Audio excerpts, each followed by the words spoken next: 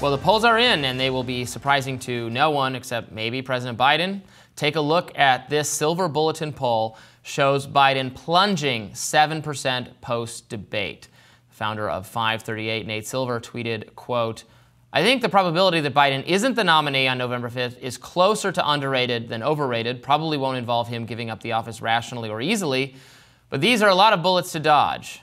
Not all polls, however, tell the same story. A Harvard Capps Harris poll was conducted after the debate found the results fundamentally unchanged, with Trump leading Biden by 6 points in a head-to-head matchup.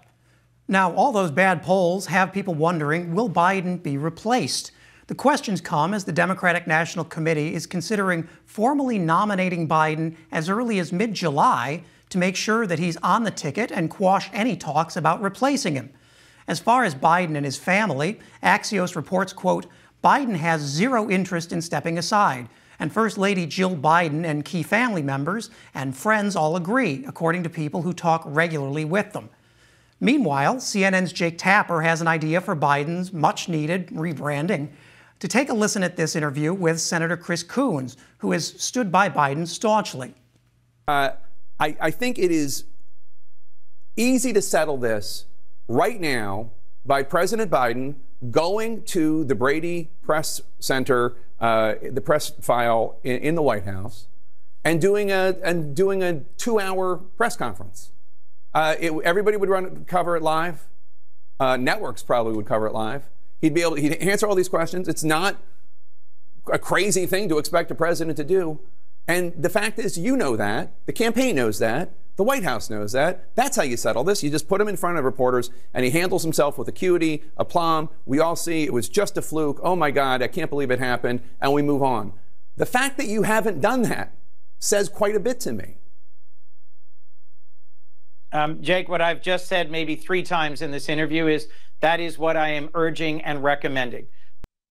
So that's Chris Coons. However, other Democrats like MSNBC's Joyanne Reid argue that Biden's age doesn't matter.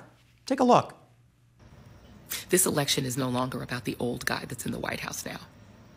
Like, you know, all the op-ed pages and the New York Times can run around and opine about, you know, what Joe Biden should do. And, you know, y'all have fun with that. Enjoy yourselves, intellectual thought leaders. I no longer care. Doesn't matter to me anymore. It's above me now. It's above me now. There's a Waffle House next door. There's a Best Western next door as well. It's above me now. It's above Joe Biden now. Don't care about Joe Biden's age, infirmity, that he shuffled when he walked. I don't care. He could be seated for the rest of, from now to Election Day, and never get up off a chair. He could sit down. He could roll around in a wheelchair. He could be on a skateboard, seated. I don't care. Donald John Trump cannot be allowed back into the White House. Yeah, we get it that Biden has the Joyanne Reid vote totally locked down. That's cool. The problem for Biden is that so many Americans who are just starting to tune into American politics this season saw Biden's performance and are clearly worried about it. But you have him, his family apparently telling him to stick it out. I saw reported that Hunter Biden has emerged as a prominent voice in the room urging Biden to stay in the race. This was reported, I believe, from the New York Times, that one of the strongest voices imploring Mr. Biden to resist pressure to drop out was his son, Hunter Biden, whom the president has long leaned on for advice. Of course, Hunter actually does have some personal incentive for Joe Biden, I think, to remain president in case a pardon or commutation is ever necessary. But here we are. Well, I'll tell you, when Hunter Biden is your voice of reason, you got to find a new room, because that is a rough crowd. I mean, this to me, and we agree here, I think, is the worst kind of left-wing groupthink possible, where you've just given up entirely on persuasion and you just expect people to believe something that you believe. I mean, the fact is, Biden's debate was terrible. And he's pushing the idea that historically, correctly, debates don't really move polls, that this sort of tapers out after about 3 weeks and polls go back to baseline. I'm not so sure that's going to be the case this time, because you have Democrats within the party seriously talking about replacements. Now, I think they underestimate how easy that would be and how destructive that would be for the party. But the fact that we have serious elected officials on the record concerned about Joe Biden's age, not just from the debate, but from their one-on-one engagements with him, is a cause for worry. And the answer is not to downplay it. The answer is to get serious, address it, and have Joe Biden actually speak to the press, speak to voters more. I mean, we see that he was totally capable of engaging in the, 5-minute remarks that he gave on immunity, which he gave, let's not mistake, because of that debate, because people need to see that he can still put a sentence together.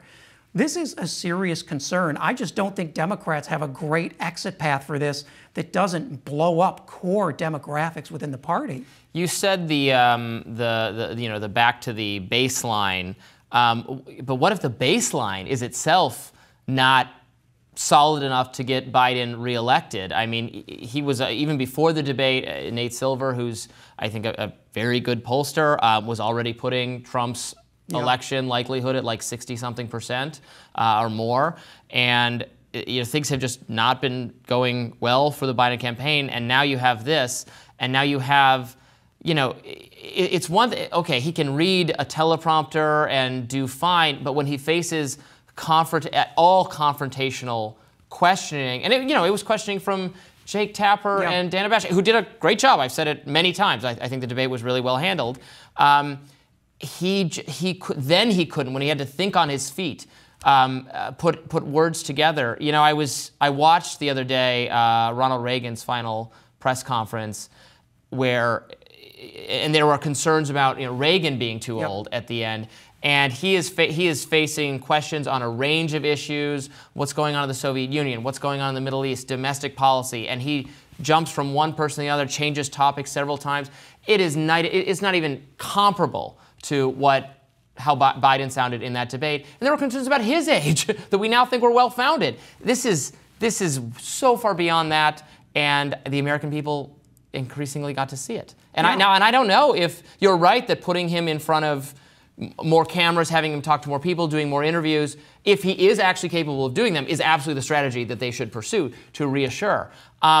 It feels to me like they were keeping him from doing those things because they thought something like this was likely. Maybe he has good days and bad days. We're hearing that a lot. He's best between 9 a.m. or 10 a.m. and 4 p.m., although that's no comfort to anyone because it's a full-time job. That's a lot of caveats to put on a president of the United States. Yeah. I hear you about, changing the nominee would be a high-risk move and would cause a lot of destruction. But again, if the baseline is they're unlikely to win with him, I guess why would you not do that? Now, of course, I could see that it would be very messy because Kamala Harris does not have all these terrific natural political advantages herself. For a long time over the course of the Biden presidency, she was more unpopular than Joe Biden. I think that has changed. It is no longer the case, and I suspect she would be at least no worse or maybe slightly more formidable political candidate. But of course, there are other even more popular people, but trying to have one of them and not her could be a total mess.